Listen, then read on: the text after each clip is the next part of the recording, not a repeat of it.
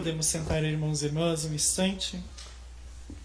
Refletirmos juntos essa palavra do Senhor. Ontem nós vimos uma leitura bem parecida como esta. Jesus também estava na ceia, o início da ceia. E ontem ele disse que estava triste também, porque um deles ia trair. E aí nós vemos a figura do discípulo João, que fica inclinado junto com Jesus. Pedro, que faz sinal para ele.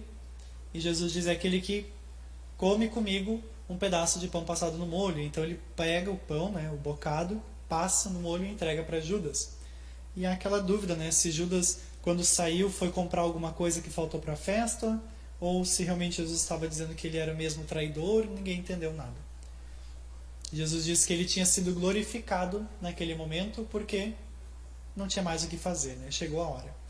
E aí nós vemos também a figura de Pedro, que diz: não, eu vou te seguir, Senhor, até o final. E aí Jesus diz: antes que o galo cante, tu já me terás me negado 3 vezes.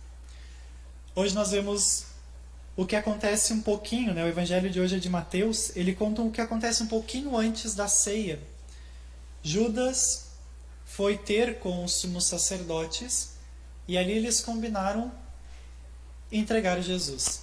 Por quanto Jesus foi vendido? 30 moedas de prata.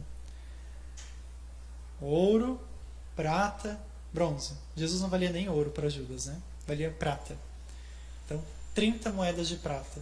Judas vendeu Jesus. E a partir daquele momento ele procurava alguma forma, algum jeito, algum momento certo de entregar Jesus, de condenar Jesus. E aí Jesus, então, a cena volta para a festa da Páscoa. E é engraçado que Jesus diz... Os discípulos perguntam, na real: Jesus, onde é que tu quer celebrar a Páscoa? Tem a ceia pascal que eles fazem, nós vamos fazer amanhã, na quinta-feira santa. Eles fazem a ceia pascal, celebram com cantos, com festas, o cordeiro. E Jesus diz: olha, vão até a cidade, encontrem um certo homem, e diz que o mestre manda dizer que vai celebrar a Páscoa na casa dele, com seus discípulos.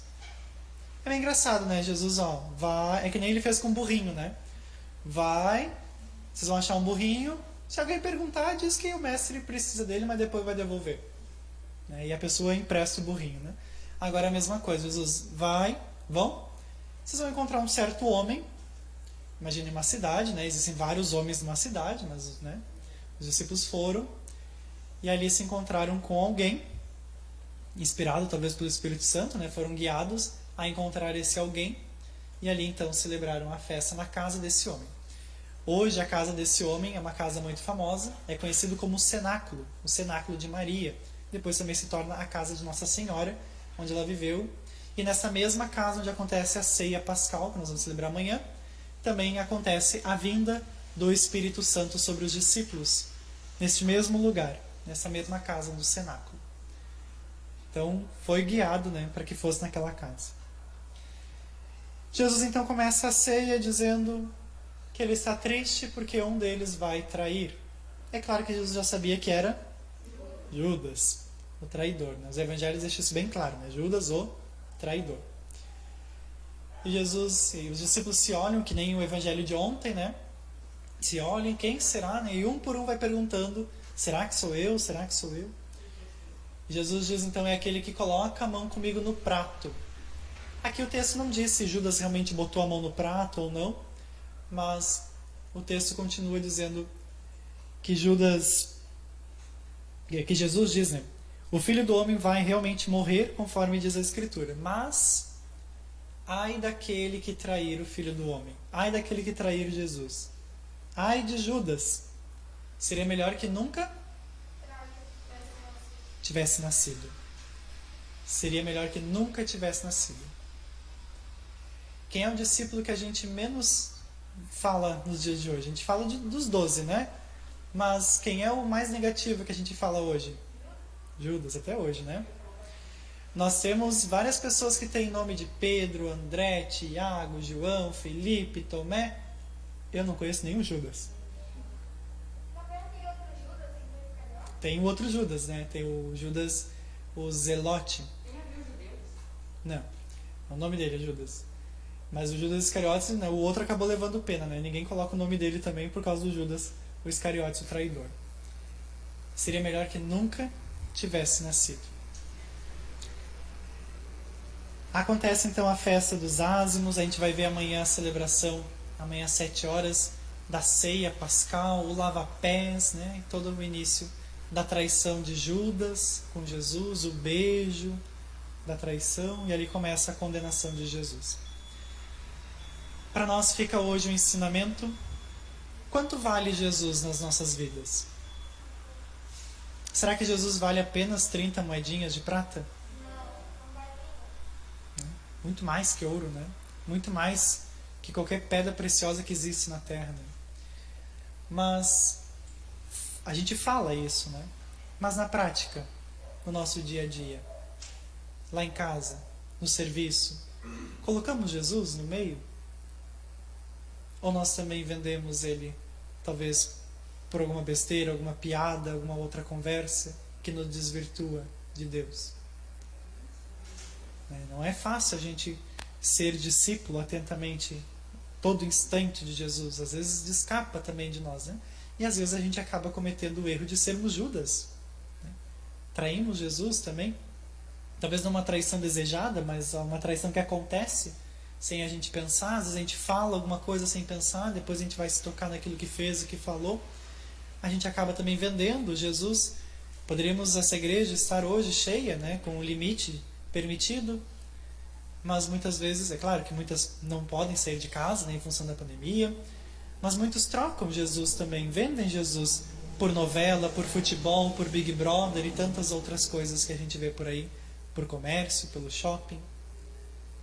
Quanto vale Jesus na minha vida? A primeira leitura que nós ouvimos vai dizer que o Senhor Javé, o Senhor nosso Deus, nos deu uma língua adestrada. A nossa língua é adestrada. Nós que nos desvirtuamos dessa língua adestrada de Deus e falamos palavras que não nos levam a nada. Mas o Senhor nos deu uma língua adestrada para que a gente saiba falar como discípulos. Saibamos agir como discípulos, como seguidores de Deus. A leitura diz também que Ele nos desperta, Ele excita o nosso ouvido todas as manhãs. Basta nós também, ao acordar todos os dias, ouvirmos a voz de Deus, deixar que Deus haja na minha vida, sermos verdadeiros discípulos. E ele ainda fala um pouquinho sobre o que Jesus também vai passar. Ofereci as costas para me baterem, as faces para me arrancar a barba, mas não desviei o rosto de bofetões e cusparadas. É o que nós vamos também celebrar na Sexta-feira Santa. Tudo isso na leitura que nós lemos agora. Porque Deus é o nosso auxiliador. Deus é o nosso refúgio. Deus é a nossa fortaleza. Que nós saibamos ter uma língua adestrada, excitar o nosso ouvido, escutar as coisas de Deus no nosso dia a dia. Escutar também pessoas, porque Deus se manifesta nas pessoas que nos trazem uma mensagem de Deus, uma mensagem de paz e de tranquilidade nas nossas vidas no meio dessa pandemia que vivemos. Para que a gente possa ser um verdadeiro discípulo e não um traidor, e não aquele que traz Jesus. Por isso nós queremos juntos, diante aqui de nós, o quadro da misericórdia, esse Jesus misericordioso que apareceu para Santa Faustina, uma visão que ela teve, a bênção que ele dá com uma mão, a outra está no coração, e do seu coração jorra sangue e água. Essa imagem tão bonita e tão famosa que nós temos, e que nós temos que divulgar esta imagem, Jesus misericordioso. Queremos nessa celebração da misericórdia pedir misericórdia. A palavra misericórdia em latim nós dividimos em duas: misere e cordie. Misere é miséria e cordie é coração, né? Às vezes a gente não tem problema cardíaco, né? De cordie, né? É de coração. A miséria do coração. Sermos miseráveis de coração perante Deus. Mexicana, misericórdia. Mas sermos pessoas humildes, termos compaixão das pessoas, pedir a misericórdia, Voltar o nosso coração igualzinho do coração de Jesus. Não abriu a boca, não resistiu a bofetões e cusparadas, seguiu o seu caminho, seguiu a sua missão. Que nós também saibamos, nesse terço da misericórdia, pedir perdão. Perdão ao Senhor. Esse último dia, antes de iniciarmos o tríduo pascal, nessa quarta-feira santa, antes de iniciarmos a grande festa das nossas vidas, preparar. A gente não teve esse ano as confissões, em função também da pandemia, o padre também não pôde atender as confissões aqui conosco, mas nós queremos voltar nesse momento nosso coração.